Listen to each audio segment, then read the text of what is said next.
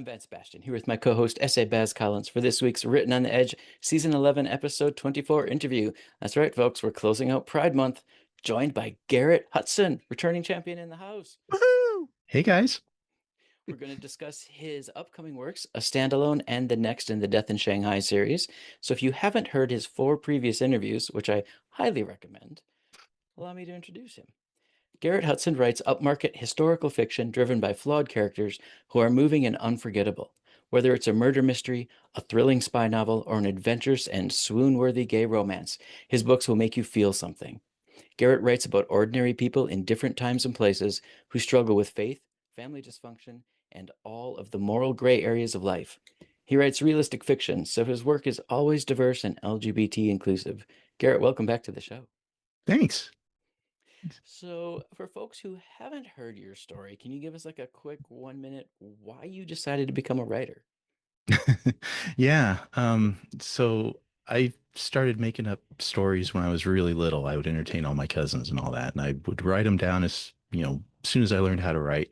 I was in the fourth grade. They had an author come talk to our class about her process, and she went over, how she did different drafts and stuff like that. And I thought, wow, that's what I want to be when I grow up.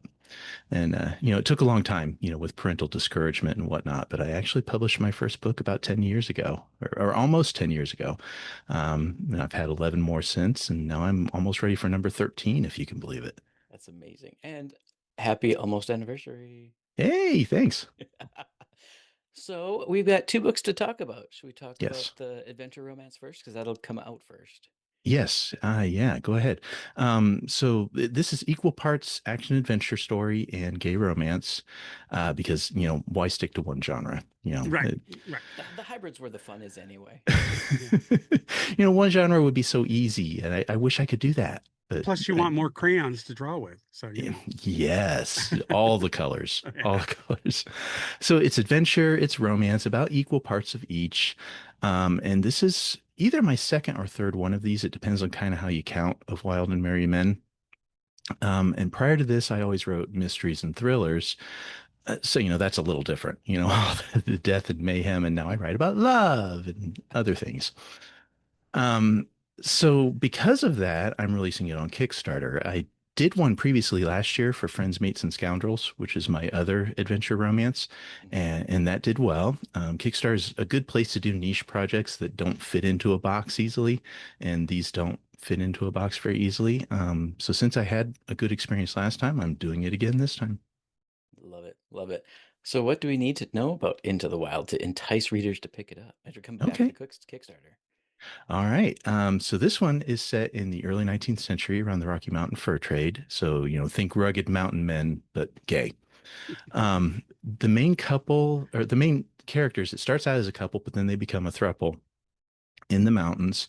There's Mark Hodges, there's Wapiti Noop, who goes by Wappy, and Casey Manning. And the three of them are all point of view characters at one point in the story, but the main point of view is going to be Mark's with some alternation in the other two. Mark is very sensitive, individualistic. He's a big dreamer. Sometimes a little unsure of himself, though, and things don't always work out like he plans. But it takes him a while to figure out what he wants, but he will eventually get there. Wappy is the exact opposite. He's very strong, confident, highly skilled, very competent in the wilderness. He can also be a little rigid. And while he's drawn to Mark's individualistic spirit, he's also very challenged by Mark's need to not be put in a box. Wappy likes to put everything in a box. Casey was the really fun one to write. He's outgoing. He smiles all the time, happy-go-lucky. He jokes a lot, kind of cheeky, actually. And so Mark and Wappy are drawn to him very easily from his zest for life and all. Um, he has a tendency to look before or leap before he looks. Those are fun. Yeah, that gets him into some trouble, gets the other guys into some trouble, as you'll see. But that's what creates the drama, right? Yeah, absolutely. Impulsiveness. So, Mark and Wappy are the original couple, Yes. and this is historic. Do you delve Hmm. into their thought process when they realize they love this third guy? Yeah, I do. This was actually something I really wanted to do because this is kind of the reality of my own life. So my husband David and I have been together for 17 years, and then our partner Adam has been with us for about two and a quarter. And so this was something that we were not expecting. It just kind of happened, and it felt very natural. And we, at one point, even looked at each other and said, "You know, we're dating him, right?" And um, but yeah, it was kind of weird and wonderful and scary all at the same time. And I really wanted to capture that in a story. So that's why I set out to write this one. Excellent. And you said it was fur trade is the primary Yeah. sort of background job. Yes. Do you delve into that much? Some. Yeah. I didn't want to get into in the weeds on that. But yeah, I've got some nice telling details in there on how that worked. There's a lot of danger with the wilderness, wild animals, hostile tribes, Hmm. hostile trappers, lots of stuff like that. Yeah. Right. Well, I mean, early 1800s, there were very few cities they could go to for refuge. None, none at all. They Um, were like 1,000 miles from St. Louis. nice. Anything else you want to share about it? I know we're early, so I'm trying to not like entice you into spoiling anything. Though if you want to drop a spoiler, we don't mind. Um, yeah, so the setting has its own inherent conflict. You think about the conflicts we were all taught in school, man versus man, man versus nature. So there's a lot of man versus nature. Mhm. The trappers themselves are competitive with one another. There was also at the time two fur companies that each wanted to be a monopoly, but there were also hundreds of independent trappers that just wanted to work on their own. They didn't want to work for a company. So the companies were competing with each other and trying to suppress the independent trappers. Our heroes, of course, are independent because they're very independent natured people. Plus, they just want to be free to live their lives as they want and not be Nice. under the company's thumb or anything like that, which causes conflict. So our main villain is a company man who wants to suppress the independent trappers, but he also doesn't really like the lifestyle of our heroes either, and so he wants to get rid of them. Gotcha. Anything else? It's a fun story. It's very steamy. I will warn you, it is a steamy romance. I don't hold back from that. So if that makes you squeamish, this may not be for you. But you know, having actually lived these experiences, this is very realistic and very authentic story. Nice. Bess, do you have any questions? Well, it's kind of funny because, you think of the big human types, but there were instances of these kinds of relationships throughout that period. And Mm-hmm. they just didn't have a word or a way to phrase it that encapsulated what was going on, but it's like it was a known thing. And, Yes. and this is the part that always gets me is that, the way that historians and anthropologists and they try to obscure some things or muddy the waters enough that it keeps the main populace. It's always been a Mm-hmm. real interesting struggle for us to tell our stories and have people believe that this stuff actually happened and went on, Yes. Hmm. when so much of the rest of, you know historical society, they straight washed Lincoln and Joshua. Mm-hmm. So it's like there's all these things that go on in our past that we know of, and as queer people we tend to hold on to those because those are our ancestors, those are the people who forged the way that they did. But you get these people who just say, "Oh no, that didn't happen." Well, Right. you weren't there. How do you know what I mean? You, as an Yeah. author doing this stuff, do you feel that pressure to kind of write it in a way that makes people understand that this stuff did exist? Yes. So what's interesting about this setting with the mountain men, Hollywood portrays them as these very rugged, traditionally masculine guys, and that certainly existed. But these were guys that were going out into, like I said, 1,000 miles from the nearest city.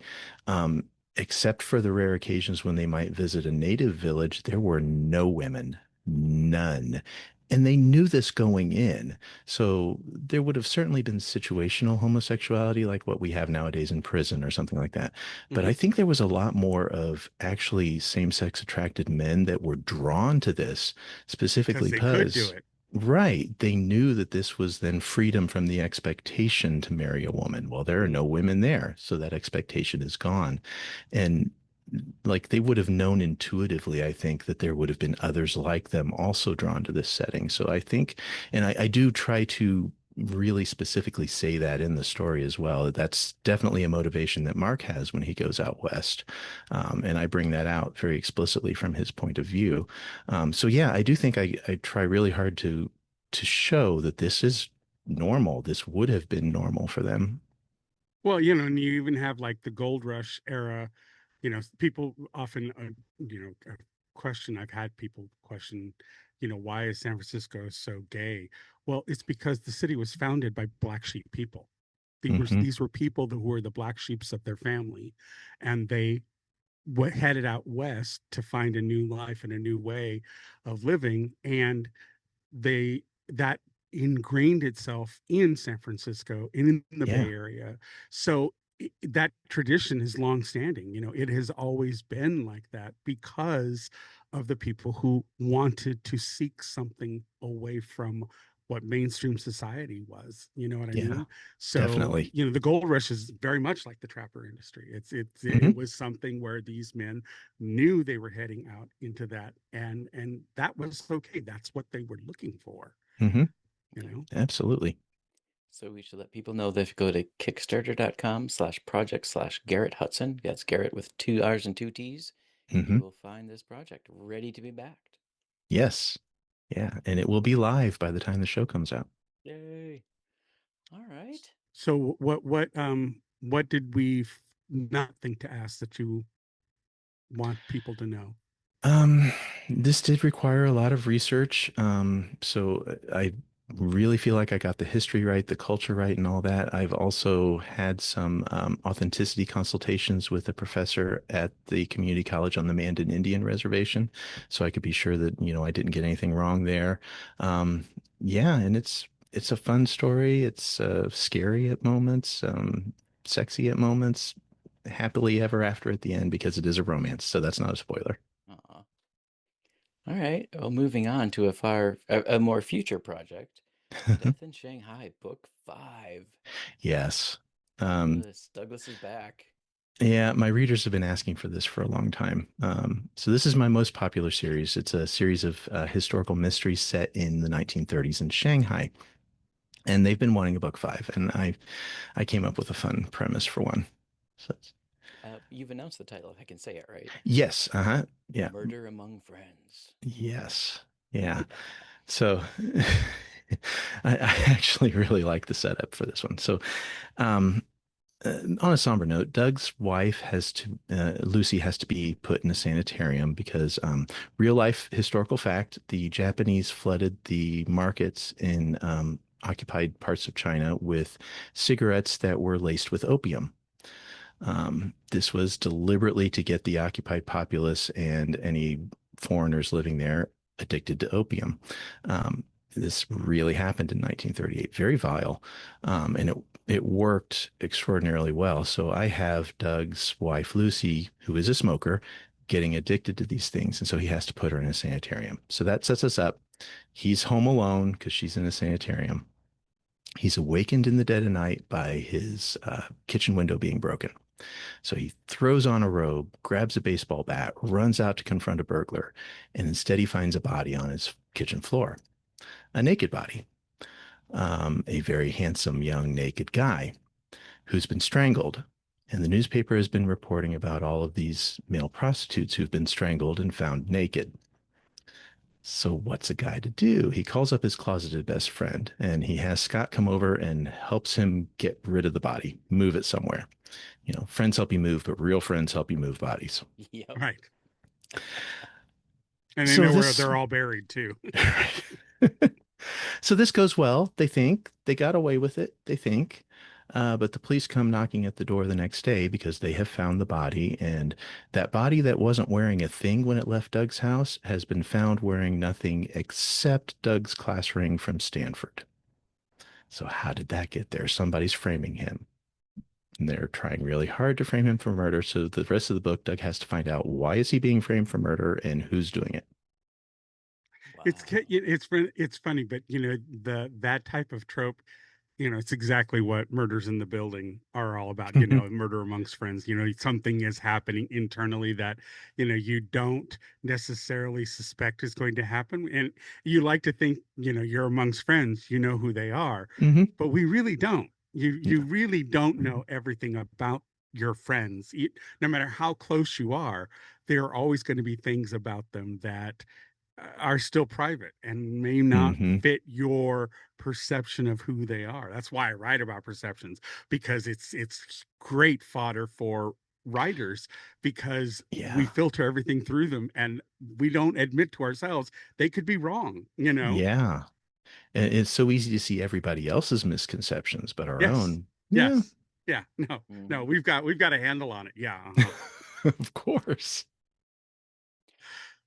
I know you've got this slated for a Kickstarter in the fall, right? This one I'll just release, Okay, because it's a series book, I'm just going to release it. It will be on pre-order though, and I'll get you a link for that. perfect.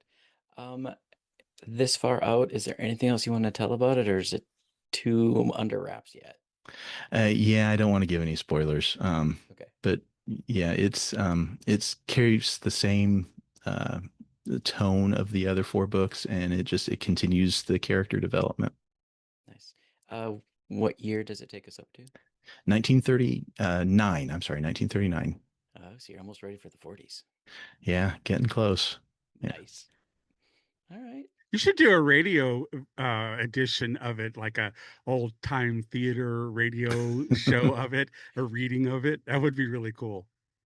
Yeah, I actually have a scene in the story where he and Lucy are listening to the radio, and I put some very melodramatic dialogue in there. It was kind of fun. Nice. Nice. Well, Garrett, is there anything about either project you do want to share that we haven't thought to ask? No, I think that covers it pretty well. Yeah, Perfect. Then I'm going to ask if you're ready for our get to know you questions. yeah, let's do it. Take it away. All right. Before we get to that, just want to make a comment out there. If you like what we're doing here and bring people like Garrett to you to show that there is more queer media out there for your next media purchase, please like, subscribe, feed the algorithm monster. We all know what we have to do. So doing that helps us greatly. If you see the hype button on this episode, please do your damnedest to get it hyped so that more people can see it, because our whole thrust is these interviews with queer content creators for our community, and we want to do everything we can to promote them and to put them out there for your next media purchase.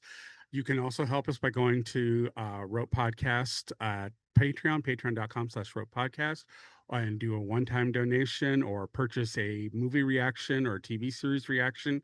Albert and I just hit the pay dirt with some of the girly stands for Heated Rivalry. They did not like where we went with it. So, there are some benefits to it, but, go out and see if you want to buy one of our reactions.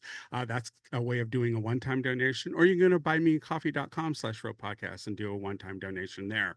Or you can actually join our YouTube memberships. They're 99 cents a month. We know times are financially tough for everybody, so we're trying to give an option where we give you some content, but then it's also very, very small donation on a monthly basis. So for less than $1, come on, it helps us keep the lights on, helps us keep doing the things that we're doing here, because there are costs involved, and we would like it to eventually pay for itself. We're not looking to seek to be rich here. We just want this project to pay for itself. So anything you can do to help would be greatly, greatly appreciated. And we love you for it. All right. With all of that out of the way, let's get into the weeds. What book, film, or piece of art has had the biggest influence on your writing style? Not any one particular book, but a couple of authors. Initially, when I started out, I really wanted to write like Ken Follett or Alan First and have their kind of tone and exciting spy thrillers. So I set out to write just like them. And of course, that doesn't work, right? No. You can't ever imitate somebody else. But doing so did help me find my own voice. So I do think that they were an influence. And it helped me get to where I am now.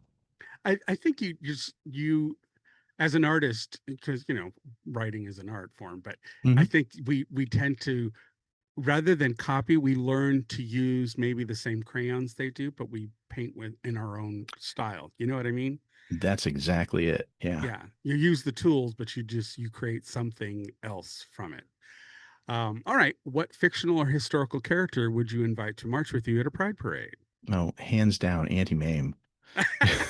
That's our girl. Hands down. So we've been in the Pride Parade recently. David's a veterinarian. He owns his own practice, and we've been in the parade for the last 2 years. So David and I drive the trucks, and then Adam and some of our friends pass out frisbees and koozies. And I mean, couldn't you just see Auntie Mame standing in the back of our truck, just flinging There you go. frisbees out into the crowd, telling all the dogs, "Live, live, Yeah, live." she would do it just like she did with her shoes, Mm-hmm. Yeah. not even looking where they land. All right. If you or your protagonist had to survive a gay bar karaoke night, what song would you or they belt out? Oh, absolutely. Journey, Don't Stop Believing. Excellent choice. Excellent, excellent choice. Nice. All right. Well, what's a place, real or imagined, that feels like home to you and why? There's a little village in the south of France where I studied for a semester when I was in college. And even though I was only there for 3 months, it was a really formative experience and it has always felt like home. And in September, I get to take my guys there. I'm going to show them where I lived, all the Yay. little places I went and stuff like that. And I'm so excited about it. I hope they don't look around and say, "This is it." Because it's really a tiny little village, but I loved it so much. No, that's excellent. I love that. You should vlog it. All right. Yeah. What's the strangest, most unexpected place you've ever found inspiration for a work of yours? This one's hard because I get inspiration anywhere, anytime. I can't really I think of thought you were going to anything. say, well, the dead body that fell down on our kitchen was a Not real quite. strange one. The inspiration's not that literal, thank God. But I'm sure I've had some in strange places, like maybe standing at a urinal or something, but I can't remember anything specific. Well, Yeah. all right. Which themes or motifs do you find yourself returning to again and again in your works? There's a couple. So the big one is found family. I've always personally had a challenging relationship with my family of origin, and from a fairly young age, my friends were my surrogate family, and I think this became so ingrained in me that it just comes out in every story I write. Yeah, And, being Gen Xers, we yeah, we were good at finding family. yeah. And I think it's best, like, I don't do it on purpose. It's just there in everything I write. There's always found family. Yep. Yep. Um, the other one I see over and over again in my own work is the trope of the outsider. And I Mm, think this is probably because, I was kind of a weird kid growing up, the one that nobody really understood. And so I think a lot of my protagonists ends up having that predicament too. They're the outsiders. It just shows up. yep. Yep. All right. Well, finally, what's a piece of LGBTQ plus culture, music, film, art, or history that never fails to inspire you? This one changes from time to time, but I'd say a recent one would be the movie Trick. Do you remember that one? Oh yeah. Hmm. Yeah. So it's, these two guys that initially they're just trying to hook up and they keep running into all these obstacles and they have to overcome all these obstacles. But in overcoming those obstacles to hook up, they realize they really like each other a whole lot more than just a hookup. And it's a sweet little story and it's got a sweet, moment at the end. And particularly now that I'm writing love stories, that's kind of inspirational. Nice. I like that. I like that a lot. Well, you made it through our list. Well Bravo. done. Thanks. Was that the film that had the iconic line, "It Yeah. burns"? Yeah. Yeah. Yes, Yes. it's the one. Coco. Yep. Yep. Wonderful. So I know we've talked about your upcoming releases. Do you have anything else upcoming? Any appearances? Are there interviews that you want to put a spotlight on? I'm doing a couple of author fairs here in the Indianapolis area in the fall. The Central Library here in Indianapolis has an author fair in October, and then out in Crawfordsville, there's the Lou Wallace Hoosier Author Fair. That's the Saturday after Thanksgiving. Lou Wallace was kind of a famous Hoosier author. He wrote Ben-Hur, for example, Okay. and so they've got an author fair out there in his hometown. Neat. Yeah. And where is the best place for people to keep up with updates for those locations and times? On my website, I will post about them there. I do post on Facebook, but not very regularly. So really the best place is to check my website. All right, and that's garretthutson.wordpress.com, right? That's right. Perfect. Any final words of wisdom? You know, Not don't required, just ask it. I don't have a whole lot of wisdom, unfortunately. Just be yourself, read what you want to read, and enjoy. Well, the Chinese proverb, admitting you're a fool is the beginning of wisdom. So, Aren't we all, though? yeah, exactly. Yep. All right, fans, friends, and listeners, as we close out this Pride Month, we'd like to extend a huge thank you to Garrett Hutson for joining us and for putting his work out in the world for the last 10 years, for telling our stories through action, adventure, mystery, and romance. Garrett, thank you so much. Thanks. It's our pleasure. We at Written on the Edge are proud to introduce you to new media by queer content creators. So if you enjoy learning about new artists or hearing our thoughts on entertainment media, please like and subscribe so you get alerts for new episodes. Our show was produced by Rogue Ravens Media. For our disclaimers, links to social media, our listen stations, or to sign up as a guest, visit www.roguepodcast.com. Tune in next week for your queer media fix. Bye-bye now.